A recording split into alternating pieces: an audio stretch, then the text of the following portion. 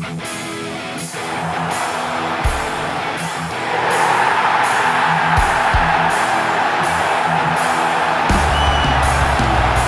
sit just 4 points from a Hai Gunners, dimanapun kalian berada, semoga sehat terus. Jumpa lagi dengan Gunner Space yang akan menyajikan beragam informasi Arsenal untuk kalian.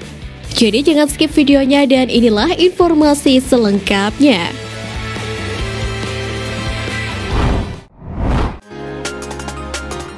Keberhasilan Arteta mengubah budaya Arsenal dapat pujian.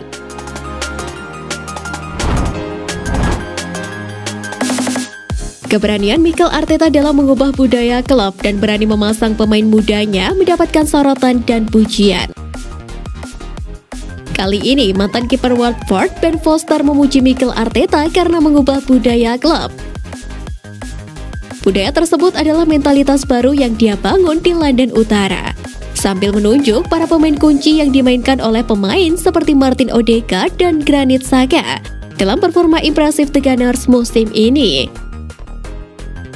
Foster juga memuji kedatangan pemain barunya di musim panas ini, yakni Alexander Zinchenko dan Gabriel Jesus, karena mereka berkontribusi untuk meningkatkan mentalitas Arsenal yang dinilai masih belum memiliki mental juara.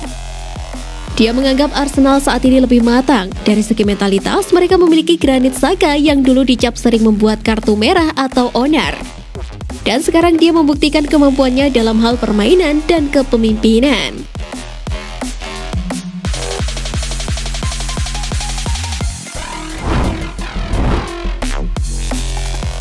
Persaingan ketat, posisi Tomiyasu kian terancam.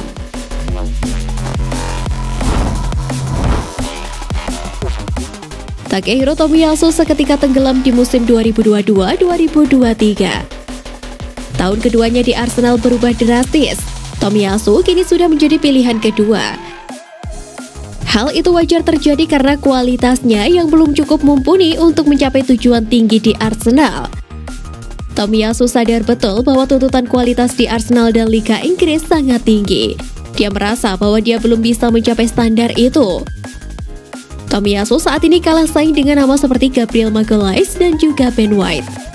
Dia juga tidak bisa bersaing ketika William Saliba kembali memperkuat Arsenal dari masa peminjaman. Takehiro Tomiyasu telah bersumpah untuk kembali bekerja keras dan mendapatkan kembali posisinya sebagai bek kanan pilihan pertama Arsenal. Manajer Mikel Arteta hanya menurunkannya di babak kedua dari 7 pertandingan yang dijalani. Tomiyasu diturunkan 161 menit di musim ini. Menarik untuk melihat akankah Tomiyasu mampu bersaing dan mendapatkan kembali tempatnya di skuad asuhan Mikel Arteta? Lantas bagaimanakah menurut kalian Gunners? Masih layakkah Tomiyasu dijadikan sebagai pilihan utama Arsenal? Coba tulis pendapatmu di kolom komentar.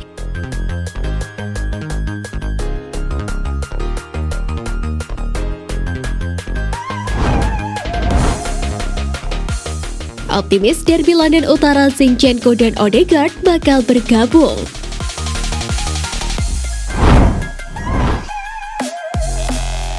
Dua Arsenal Alexander Zinchenko dan Martin Odegaard berada di jalur yang tepat untuk kembali fit saat derby London Utara melawan Tottenham. Zinchenko telah melewatkan 3 pertandingan Liga Premier musim ini setelah berjuang dengan masalah cedera betisnya. Sementara Odegaard juga melewatkan pertandingan Brentford dengan cedera. Tetapi masalah betisnya tidak dianggap serius. Goal International melaporkan Odegaard dan Zinchenko tidak mengalami cedera yang cukup parah, sehingga tidak membutuhkan waktu yang terlalu lama untuk pulih dari cedera ini. Mereka memperkirakan bahwa jika kondisinya lancar, kedua pemain itu bisa pulih dari cedera di pekan depan. Itu berarti mereka bisa tampil melawan Tottenham setelah jeda internasional. Namun kondisi keduanya juga bakal dipantau terus dan mereka tidak mau ambil resiko memainkan keduanya jika mereka belum sembuh betul.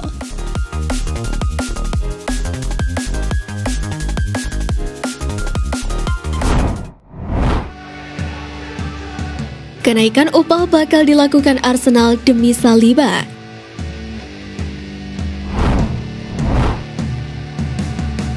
Arsenal bersedia menaikkan upah William Saliba dalam upaya mengikatnya ke kontrak baru. Menurut Paul Brown, pemain internasional Prancis itu baru bermain 7 kali untuk The Gunners. Tetapi dia telah memasuki 18 bulan terakhir masa jabatannya di Emirates Stadium. Pemain 21 tahun itu telah membayar kepercayaan yang ditunjukkan oleh Arteta setelah membuat awal yang gemilang. Menurut 90 Min, Arsenal sudah mendorong keras untuk mengamankan masa depan Saliba dalam jangka panjang dan meningkatkan upahnya untuk bisa bertahan di Emirates Stadium. Bek tengah muda itu saat ini mendapatkan 40.000 pound sterling setiap minggu dan menjadikannya salah satu pemain dengan bayaran terendah di skuad Arsenal. Oleh karena itu, Arsenal harus menghadiahinya dengan perpanjangan kontrak dan kenaikan upah, sehingga dia bahkan tidak tergoda untuk mempertimbangkan tawaran dari tempat lain.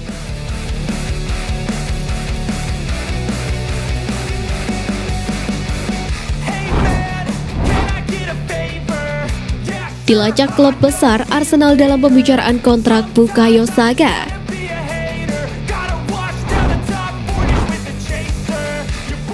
Real Madrid dan Manchester City menjadi pihak yang memantau situasi Bukayo Saka. Sedangkan Liverpool telah melacak perkembangan kontraknya saat ini. Arsenal telah memberitahu Bukayo Saka dan perwakilannya bahwa dia adalah bagian penting dari rencana jangka panjang mereka. Dan pemain sayap itu akan menandatangani kontrak baru di Stadion Emirates dengan segera. Mikel Arteta ingin produk akademinya itu mengikat masa depannya dengan klub. Menurut 90 Min, pembicaraan mengenai kontrak baru berjalan dengan baik dan ada kepercayaan yang berkembang. Saka pun saat ini sedang menulis keinginannya dalam kontrak barunya itu.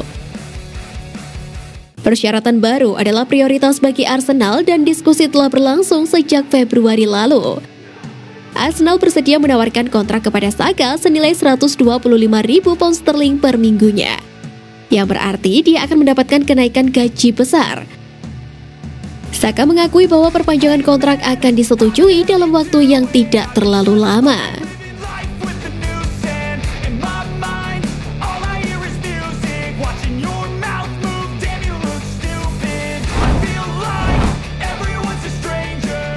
Arsenal bergabung dalam perburuan Lovro Major.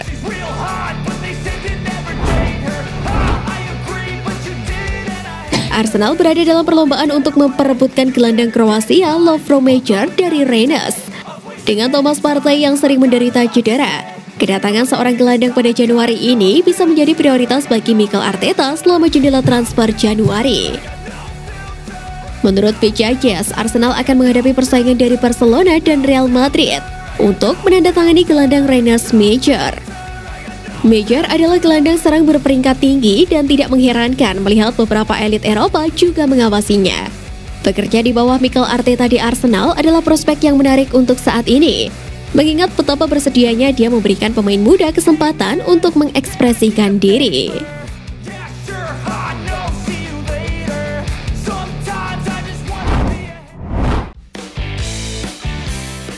Nah, itu tadi berita menarik dari klub kesayangan kita. Simak terus berita update lainnya dari Gunners Space. See you Gunners!